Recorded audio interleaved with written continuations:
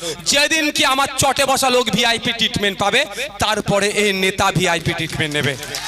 দ্বিতীয় কথা আমার ভালোবাসার মানুষেরা যারা ভোট দিয়ে দেশ গঠন করছে, যারা ভোট দিয়ে মুখ্যমন্ত্রী তৈরি করছে, যারা ভোট দিয়ে প্রধানমন্ত্রী তৈরি করছে, যারা ভোট দিয়ে নেতা তৈরি করছে, তাদের সাথে কি আচরণ হয়, তারা জেলে গিয়ে কি খায় সেটা আমাকে ধরতে হবে। তো ওইটা আমি গিয়ে প্র্যাকটিক্যাল অনেক কিছু দেখেছি। আমি বিধানসভায় বলেছিলাম যে স্যার, স্পিকার স্যারকে বলেছিলাম, স্যার যে মাছ কাটে তার হাত কেটে যায় না, একটু খোঁজ নিতে হবে। এত পাতলা, আমি কি পাতলা, আমার থেকে পাতলা মাছ। তো কেন বলেছিলাম, আমি তো বুঝতে পারছি লাইন এদের হচ্ছে, ছাড় হবে নাকি, একটাও ছাড় হবে না।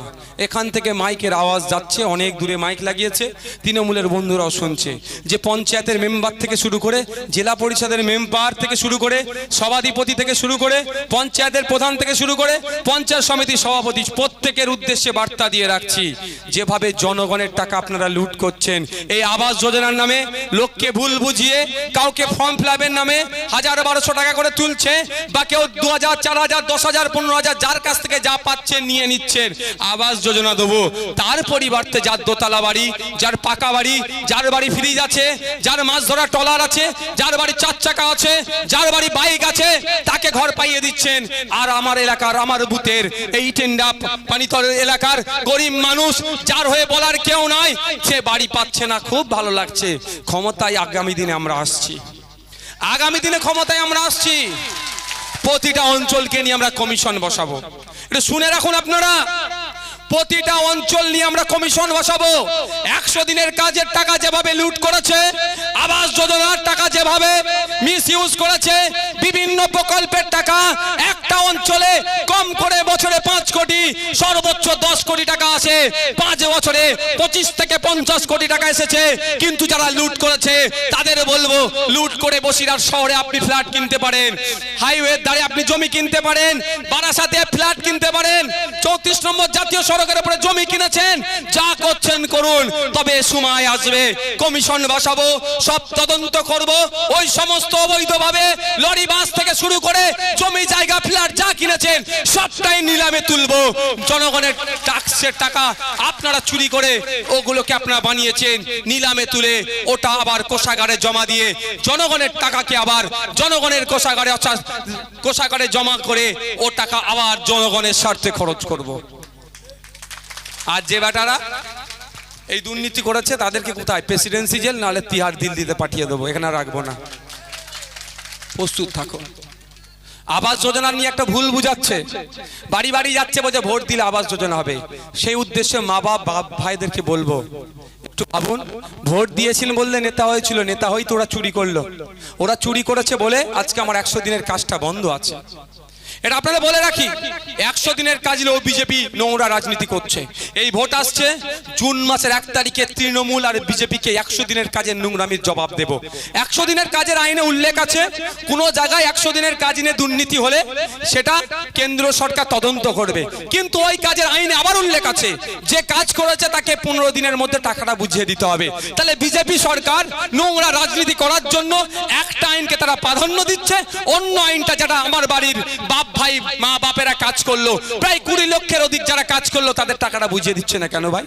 আমরা তো বলছি যে তৃণমূলকে 100 দিনের কাজে দুর্নীতি করেছে, চুরি করেছে, কিন্তু কটাকে জেলের ভাত খাওয়াচ্ছে বিজেপি সরকার? শুধু আসছে আর বলতে দুর্নীতি হয়েছে। আর ক্ষতিগ্রস্ত কারা হলো? আমরা, যারা 100 দিনের কাজ করে যাদের সংসার চলে। এই বিজেপির এই নোংরা রাজনীতির জবাব দেব। আর দ্বিতীয় কথা, মমতা ব্যানার্জি অত বড় বড় কথা বলেন, স্বচ্ছতার কথা বলে, অভিষেক ব্যানার্জি বলে, আমি তো বলছি এখানে রেকর্ড হচ্ছে এবং এখানে ইলেকশন কমিশনেরও পক্ষ থেকেও পাঠিয়েছে। আমি যদি ভুল বলি, আমার বিরুদ্ধে ইলেকশন কমিশন যেমন অ্যাকশন নেবে, আর মিডিয়ার মাধ্যমে গেলে মমতা ব্যানার্জি কিন্তু আমাকে ছাড়বে না। আমি যদি একটা শব্দ ভুল বলি, আমাকে জেলে রাখার জন্য বন্দোবস্ত করবে। আমি এখানে বলে যাচ্ছি, এমনও গিয়েছে 100 দিনের কাজে যে আমরা কাজ পাচ্ছি না। সর্বপ্রথম দোষ হচ্ছে মমতা ব্যানার্জি সরকারের। বন্যা হয়েছে দাদা, যেখানে ডুবে গিয়েছে এই মমতা ব্যানার্জি সরকার, শুধু টাকা কামানোর জন্য, লুট করার জন্য ওই জায়গায় দেখিয়ে দিয়েছে এতজন ওই দিনকে কাজ করেছে। ভাবতে পেরেছেন? আরে বন্যা হয়েছে, ওই দিনকে কাজ করবে কি করে? সেই দেখিয়ে দিয়েছে। খাল খনন দেখিয়েছে, এত ফুট দেখিয়েছে, ওই মৌজায় আর কোনো জায়গায় নাই, সব পানি হয়ে গেছে। সে তথ্য আমার কাছে আছে, রেকর্ড হচ্ছে। আমি যদি ভুল বলি দিদিমণি আমাকে ছাড়বে না, আর ওনার ভাইপো কোথা বললো আগে ধর বেটাকে, ওরা দিদির থেকে এক গুণ কাঠি বাড়া না, তো আমার পারলে আমাকে ছাড়বে কেন, ধরুক। এই তো ক্যামেরার সামনে বলছি আমি।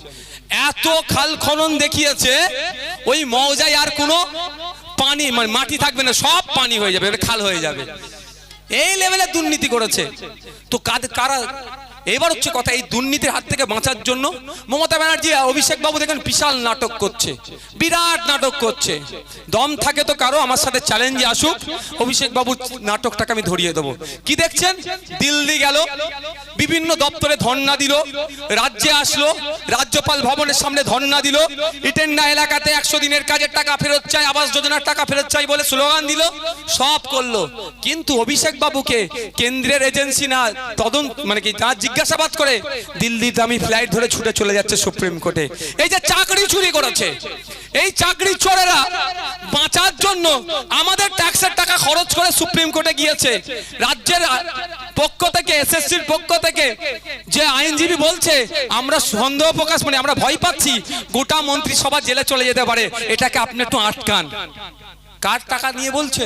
আপনার আমার ট্যাক্সের টাকা নিয়ে। কিন্তু আপনাদের বলে রাখি, সম্ভবত সংবিধানের 131 নম্বর ধারাতে উল্লেখ আছে, রাজ্যের মধ্যে কোনো যদি সংঘাত লাগে, রাজ্যের সাথে কেন্দ্রের যদি কোনো সংঘাত হয়, 131 নম্বর ধারা সম্ভবত সেটাকে সামনে রেখে রাজ্য সরকার বা কেন্দ্র সরকার সুপ্রিম কোর্টে যেতে পারে। আমাদের রাজ্য সরকার যদি দেখছে যে আবাস যোজনায় আমরা পাচ্ছি না, আমরা আমাদের সাথে নাকি কেন্দ্র সরকার বঞ্চনা করছে, তাহলে সুপ্রিম কোর্টে কেন যাচ্ছে না ভাই? 100 দিনের কাজের টাকা আমরা পাচ্ছি না, কল্প টাকা খরচ করে সুপ্রিম কোর্টে মামলা করে টাকাটা কেন বার করছে না? যে ধরনের মামলা করে টাকাটা বার করলো রাজস্থান সরকার, বিগত রাজস্থান সরকার মামলা করে টাকাটা বার করেছিল, আমাদের রাজ্য সরকার কেন বার করছে না?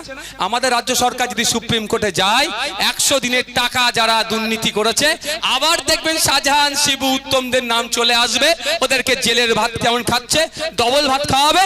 এবং আপনাদের এখানে হাজী নুরুল ইসলামের হয়ে যারা হই হই করছে, তাদের অনেকেরই নাম বেরিয়ে আসবে, তারা 100 দিনের কাজে দুর্নীতি করেছে, আবাস যোজনা দুর্নীতি করেছে, সবকটা ব্যাটা জেলে যাবে। সেই ভয়ে রাজ্য সরকার মামলায় যাচ্ছে না। তবে একটা কথা বলে রাখি, এই মাথার উপরে ছাদ নাই কেন, এরই তো লড়াই আমাদের, এরই তো লড়াই আমাদের। মোদী বাবু যখন শপথ নিচ্ছেন তখন বলছেন কি, সংবিধানের শপথ নিয়ে কি বলছে? মৌলিক অধিকারগুলোকে পূরণ করব। তো মৌলিক অধিকারের মধ্যে পড়ে তো আমার মাথার উপরে ছাদ চাই। মোদী বাবু ব্যর্থ হয়েছে। আগামী দিনে যে সরকারি আসুক না কেন, আখতার রহমান বিশ্বাস পার্লামেন্টে গিয়ে পশ্চিম বাংলার মানুষের কথা বলবে, এই বসিরহাটের মানুষের কথা বলবে, ইটান্ডার মানুষের কথা বলবে। এখনো কেন কাঁচা বাড়ি আছে, মাথার উপরে ছাদ নাই কেন, আবাস যোজনার ঘর যাতে বুঝিয়ে দেওয়া যায় তার আওয়াজ তুলবে। যদি আপনারা সুযোগ দেন, কোনো কাটমানি লাগবে না, কোনো কাটমানি লাগবে না। গতকালকে একটা প্রোগ্রাম করছিলাম ন্যাশনাল হাইওয়ের ধারে আমডাঙ্গাতে, সেখানে আমার কাছে একটা চিঠি আসলো। তার আগে যোগাযোগ করেছিল, মধ্যখানে তারা যোগাযোগ বন্ধ করে দিয়েছিল। ন্যাশনাল হাইওয়ে অথরিটি অফ ইন্ডিয়ার 2013 সালে একটা সংশোধনীতে বলা হয়েছে যে রাস্তা সংস্কার হয়, জানেন তো, রাস্তা চওড়া হয়, এই ক্ষতিপূরণের বিষয়ে। সেইখানেও তৃণমূলের বন্ধুরা ক্ষতিপূরণও তো কাটমানি খেয়েছে। তো এর সমাধান করতে কোথায় যেতে হবে? দেশের আইনসভার মধ্যে, যেখানে দেশের আইন তৈরি হচ্ছে, সেখানে গিয়ে আমাদেরকে তো বলতে হবে। তো আমাদের লোককে যদি সেখানে না পাঠায়, তাহলে আমরা যেটা আশা করছি বিতা হবে। আমরা আশা করছি আম খাবো, আর যদি আমরা গাছ লাগিয়ে দিই আম পাওয়া যাবে দাদা? তাহলে আম খাওয়ার ইচ্ছে গেলে কি করতে হবে? আম গাছ লাগাতে হবে। যদি চান আপনার কণ্ঠ পার্লামেন্টে যাবে, আপনার হয়ে কথা বলবে, আপনার হয়ে সওয়াল করবে, আপনার অধিকার বুঝিয়ে দেওয়ার জন্য সেখানে গণতান্ত্রিক প্রক্রিয়ায় লড়াই করবে, তাহলে কে টিকটক ভিডিও করেছে যার দল, তাদেরকে আর ভাবার দরকার নাই। আর যারা জনগণের বিপক্ষে বিল পাস করিয়ে শুধু আদানি আম্বানিদেরকে সহযোগিতা করার জন্য এই শুভেন্দু অধিকারীদের দলেরা, এই সুকান্ত বাবুদের দলেদেরকেও আমাদের জনবিচ্ছিন্ন করতে হবে। তাই আগামী দিনে আপনাদের ভোটটা খাম চিহ্নতে দিতে হবে, জনগণের জনপ্রতিনিধি হয়ে পার্লামেন্টে পাঠাতে হবে। ভাই, পানীয় জল থেকে শুরু করে অনেক বিষয় আমাদেরকে দিয়েছে। আমি আপনাদের একটা কথা বলতে পারি, শেষে যেটা পয়েন্টটা দেখছিলাম, অনেক পয়েন্ট আছে, বলা সম্ভব নয়। কটা বাজে? আর 5-7 মিনিট বক্তব্য দেবো। কারো অসুবিধা হবে ভাই? অসুবিধা আছে? কারো এনার্জি লস হচ্ছে না তো?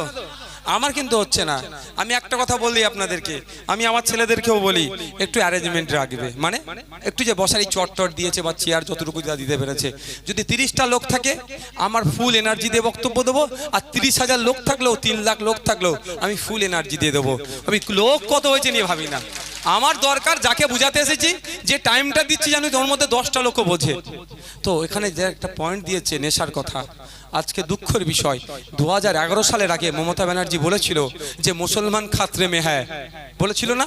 সাচার কমিটি সুপারিশগুলো দেখিয়ে আদিবাসীরা বিপদে আছে, দলিতরা বিপদে আছে, নমশূদ্ররা বিপদে আছে, মতুয়ারা বিপদে আছে, এই ধরনের বলে বলে ভোট চেয়েছিল না? মুসলমানরা ভেবেছিল এবার বিপদ থেকে কেউ উদ্ধার করতে এসেছে। কি দেখলাম? শিক্ষার নাই মুসলমানদের, স্বাস্থ্যতে অবস্থা খারাপ, চাকরি নাই, বক্কাব সম্পত্তি বেহাত হয়ে যাচ্ছে, অনেক মিষ্টি মিষ্টি কথা বললো, মুসলমান ম্যাক্সিমাম ভোট দিয়ে জেতালো। কি দেখলাম? আপনারা এখানে এত এলাকার মানুষেরা আছেন, আপনারা একজন হাত তুলে আমাকে বলুন আপনার বুথে নতুন একটা শিক্ষা প্রতিষ্ঠান হয়েছে? একজন হাত তুলে অন্তত বললে আমি খুশি হব। কেউ আছে? কারো বুথে নতুন শিক্ষা প্রতিষ্ঠান হয়নি? এই কারো বুথে নাই? এই কি সত্যি বলছেন না আমার সাথে? আমার মন রাখার জন্য বলছেন?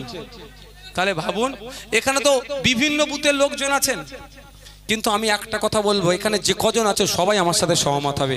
মমতা ব্যানার্জি শিক্ষার কথা বলেছিল, স্বাস্থ্যের কথা বলেছিল, ওয়াকাফ প্রপার্টি উদ্ধারের কথা বলেছিল, চাকরির কথা বলেছিল, তার পরিবর্তে আমাদেরকে কি করেছে? পাড়ায় পাড়ায় লিগাল ইললিগাল মদের দোকান খুলে যুব সমাজকে ধ্বংস করে দিচ্ছে। এটার সাথে মনে হয় আমার সবাই সহমত হবে ভাই। মদের দোকান পাড়াতে পাড়াতে খুলে দেয়নি, গাঁজা থেকে শুরু করে অবৈধ নেশার, এই ভুল বলছি নাকি? তাই বলবো আপনাদেরকে, যুব সমাজকে ধ্বংস করে দিচ্ছে। আমি আসছিলাম ওপারে, প্রচুর মা বোনেরা দাঁড়িয়ে আছে, মা বোনেদের থেকে শুরু করে বাপ ভাইদের বলবো আমাদের সুযোগ দিন। আগামী দিনে আমরা ক্ষমতায় আসলে আমরা রিসার্চ করে দেখেছি, আমরা গবেষণা করে দেখেছি, যে ক্রাইমগুলো হচ্ছে, যে অশান্তিগুলো হচ্ছে, যে নোংরামিগুলো হচ্ছে, তার 100টা নোংরামির মধ্যে মদ পান করে নেশাগ্রস্ত হয়ে প্রায় 70টা ক্রাইম এই নেশার জন্য হচ্ছে। আপনারা যদি আগামী দিন আমাদের সুযোগ দেন, আমরা দায়িত্ব নিয়ে বলছি, আমরা যদি সুযোগ দেন আমাদেরকে, লিগাল ইললিগাল প্রত্যেকটাই মদের দোকান নেশার সমস্তটাই আমরা বন্ধ করব। আছে তো মদ মুক্ত রাজ্য, আছে তো, বিহারে চলে যান, গুজরাটে, আরো অনেক রাজ্য আছে। তাহলে পশ্চিমবাংলা পারবে না কেন? পশ্চিমা মমতা ব্যানার্জি শিক্ষার কথা বলে মদের বোতল হাতে ধরিয়ে দিচ্ছে, তোরা হই হই কর আর মারামারি কর, ওটা বন্ধ করতে হবে। বাপ ভাইদের বলবো, আপনি হয়তো ভাবছেন আমার ছেলেকে আমি কন্ট্রোল করছি, আপনার বাড়ির মেয়েটা আছে, আপনার যে জামাই হয়ে আসবে সে তো মাতাল হয়ে যাচ্ছে না, তো এটা ভাবতে হবে। আপনি আপনার ছেলেটাকে বুঝাচ্ছেন, বসাচ্ছেন, ভুল পথে যেতে দিচ্ছেন না, কিন্তু আপনার ছেলের বন্ধুগুলোকে একটু ভাবুন। হাতের কাছে যদি আগুনের কাছে মোম থাকে, ও স্বাভাবিকভাবেই মোম গলবে। তা আমরা ওটাকে মোমটা জ্বালি, মানে আগুনটা দূরে সরাবো, এখানে রাখবো না। তাই লিগাল ইললিগাল মদের দোকান আমরা বন্ধ করে দেবো যদি আপনারা আমাদেরকে সুযোগ দেন। ভাই যারা উপস্থিত হয়েছেন, অনেক কথা বলার ছিল। সুমাইর আবার কি গো, এখানে এখানে এখানে আপনাদের বর্ডার এলাকা, তো আমি একটা গুরুত্বপূর্ণ কথা বলবো ভাই। আমরা এখান থেকে তো মানে জোরে আওয়াজ দিলে বর্ডারে আওয়াজ চলে যাবে না, ওপার বাংলার লোক শুনতে পেয়ে যাবে। আমি আপনাদেরকে একটু দায়িত্বশীল হতে হবে, কারণ দেশ আমাদের, দেশের নিরাপত্তার দায়িত্ব যেমন বিএসএফরা আছে বর্ডারে, অভ্যন্তরীণ নিরাপত্তার দায়িত্ব কিন্তু আমাদের প্রত্যেককে তুলে নিতে হবে। অনুরোধ করবো আপনাদেরকে, কোনো রকম ভাবে না কোনো সমাজ বিরোধী, দেশ বিরোধী শক্তি বর্ডারের ওপার থেকে এপারে এসে কোনো রকম ভাবে না গুটি মেরে ঝুপটি মেরে বসে থাকতে পারে। আমরা সবাই চাতক পাখির মতো এইদিকে নজর রাখবো। আমার দেশে বহির্বিশ্বের কোন শক্তি এসে না মাথা মারতে পারে, কোন অপশক্তি না আমার দেশে মাথা তুল চালা দিতে পারে। সেটাও কিন্তু বর্ডারে যেমন বিএসএফরা দেখছে, বর্ডার ছাড়া আমরা যারা নাগরিক আছি আমরা সেটাকে কঠোরভাবে দেখব। যদি মনে হয় ও পাড়ায় সে পাড়ায় পাড়ায় ওই রকম ঘুরঘুর করছে কোনো একটা কেউ মনে হচ্ছে, সাথে সাথে আমাদের লোকাল প্রশাসন পুলিশ বন্ধুরা আছে, তাদেরকে ইনফর্ম করবেন। তাদেরকে বলতে যদি সাহস না পান আমাদেরকে বলবেন। ওই অপশক্তির কিন্তু জ্বর থেকে আমাদের ধ্বংস করতে হবে।